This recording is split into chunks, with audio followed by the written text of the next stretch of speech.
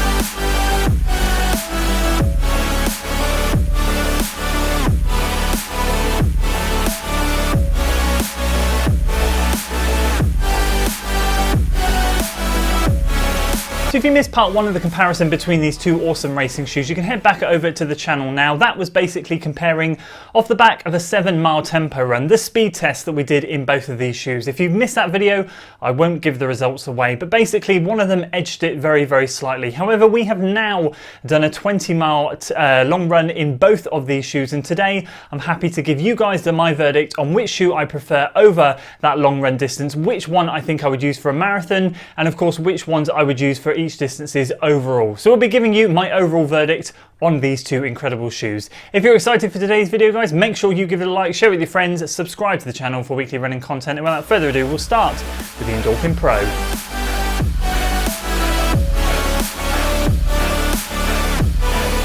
So the ENDORPHIN Pro is the first of the two shoes that we were able to get out onto a really decent long run. 20 miles banked. I wanted to get 18 done in both of these shoes to really give them a good test. End of the day, long distance racing shoes need to be put through their paces and they need to go the distance to give you guys a good verdict. And just with the way training's going, I've felt comfortable enough to go out there and do 20 miles in both of them. The story with the ENDORPHIN Pro was simply this. We were running, I was planning to do 2 loops of our local cycle track. I felt really good. I said to Matt, shall we push it? We pushed it and we headed off and we went onto the hill. So this thing got a bit more of a test in terms of hills than the next % did, and we ended up still coming in around 6:30 average pace for the 20 miles. It was incredible. It was such a great ride. Now, for those of you who weren't aware and you missed last week's video for the first comparison of these two shoes, this thing, spoiler alert, if you don't want to hear it, tune away now. Tuned away? Good. This thing came out on top. For me, the short, sharp snappiness that this shoe provides is exactly what I'm looking for in a racing shoe over the shorter distances for sure. And I really wondered how it would handle things moving forward. Of course, with the next % and everyone telling me you really start to feel it come into its own towards the latter end of the run and your legs feel great afterwards, I was really hoping I would get a similar feeling that I did in this. Now granted, on that run I did start to fade a little bit around 16 miles, but Matt dragged me home and we got 20 done, and we were still running at a very respectable 6:10 to 6:20 average pace for the last 4 miles, and this thing just felt like a feather on my feet. Overall with it, I was super happy. My legs did not feel beaten up whatsoever. My feet felt absolutely great. And I would have to give it again a good 9.5 out of 10. It was just so close to being a perfect long distance shoe. Again, the only issue with this thing that came back to bite me was the heel slippage. I know when I reviewed it, I put it out there. I've seen Seth's review of it since then. He's reported the same thing. It does seem to be a common trait with this shoe, just a very minor heel slippage. I've not had a problem with the lockdown of the lacing. And over that 20 miles, nothing came loose. It was as tight on the midfoot as it was in the beginning, as it was on the end. So there was no issues there. It was just as a little bit of heel slippage. My right foot was the one that suffered the most. No blisters, no nothing. It very much disappeared from my mind after the first couple of miles, but my mind did keep tuning into it here and there throughout the run, and I was aware that it was going on. But overall, this thing passed with flying colours.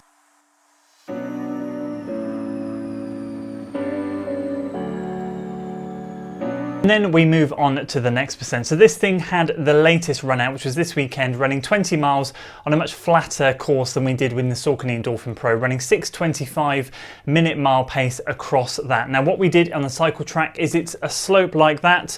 So we have a very steep hill in there and then a long gradual slow climb up. I did not fancy going up that hill twice. So what we did is we did an anti-clockwise route where we had a nice long drag down, pushed up that hill, got back to our starting place, did a half-mile loop and went back the other way, which meant we ended up going down the big steep hill, but then we had the big drag up. Now this thing absolutely came into its element. When I did the first initial impressions on the shoe, I really felt confused by it, I think is the best way. Someone else described in the comments of a recent video, confusion is the best way to describe it. And I was, this is meant to be the best marathon racing shoe out there. And it just did not feel like it in the slightest on that tempo run. However, we took it for the track on Monday last week for the 1K reps, and it was like absolute magic. And I was really hoping that magic would carry forward into this weekend's long run. And let me tell you, it certainly did. We ended up doing the first loop nice and steadily, talking away to Matt, turned around, went back down the hill, got to the half marathon point in about 1:24:30. And then we knew we had the 3.5 mile drag up the hill to work through. I sat behind Matt, we chugged that away, and I ended up running up that hill quicker than on my Thursday tempo run, which was insane. And I felt really good. And we got to the top, we crested at the top. We had 3 miles left to get back to the car, which was flat down and then undulating back. And I ended up feeling so good. We were surging, I was taking the lead, Matt was taking the lead. We were pushing each other, clocking sub 6 minute miles towards the end.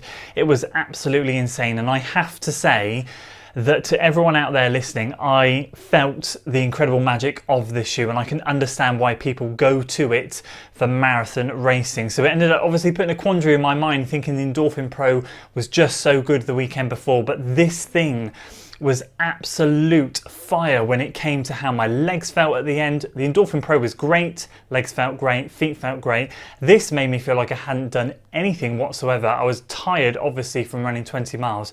Legs and feet were not beaten up in the slightest. And overall, this thing performed so well.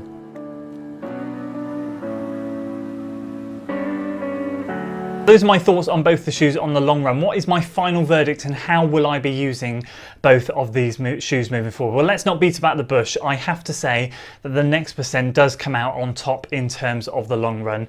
Not by a lot. The ENDORPHIN Pro is incredible, and I would still consider this an absolutely phenomenal marathon racing shoe. But this thing is just marginally better. And I think for me, that's really interesting. I have not tried the Next Percent until this year. A lot of you guys got the Next Percent when it was released, and it was head and shoulders above the rest of all the other shoes out there. And it really now does have some competition, and it really comes down to what you want in your shoe. If you want something a bit firmer, snappier, lightweight, yes, it's a touch heavier, but it really doesn't feel any different to the Next Percent, then this is going to be a shoe that you can prefer. If you want a bit more cushioning, something that's going to give you a bit more of a bouncy feeling, then this is the shoe you're going to prefer. But in terms of the long run, I've got to give it to the Next Percent. It was just such an incredible long run with Matt. How will I use both of these shoes moving forwards, and distances that I'm preferred, and of course my 10K time trial coming up in less than 2 weeks time? Which shoe am I going to be using? For me, the ENDORPHIN Pro is the shoe I'm going to be choosing for 5Ks and 10Ks. The Next Percent is going to be a shoe that I choose for a half marathon and a marathon, which means the ENDORPHIN Pro is going to get the nod for next weekend's time trial. That's not taking anything away from this thing. I just preferred this on the shorter distance, and this thing absolutely blew it out of the water. Well, not really, but it was just that good that I think for half marathons and above, this is going to be an absolute winner of a shoe. There we go. Those are my overall thoughts on both of the shoes. An incredible test. I feel privileged to have been able to test both of these shoes for you guys and let you know my thoughts and findings on them. The ENDORPHIN Pro, the Next Percent, we have some absolute bangers for 2020 if marathons ever come back. And as I said, the ENDORPHIN Pro is going to get the nod for the 10K TT, but fear not, the Next Percent will get the nod for the half marathon time trial, which will come up later in the year. Let me know in the comments below if you've run in either of these two shoes, what you think. Have you got both of them? Are you lucky enough to have both of them? And which ones do you prefer? That's it for today's video, guys. If you enjoyed it, please make sure you give the video a like, share it with your friends, subscribe to the channel for weekly running content, and as always, I'll see you on the next one. Until then.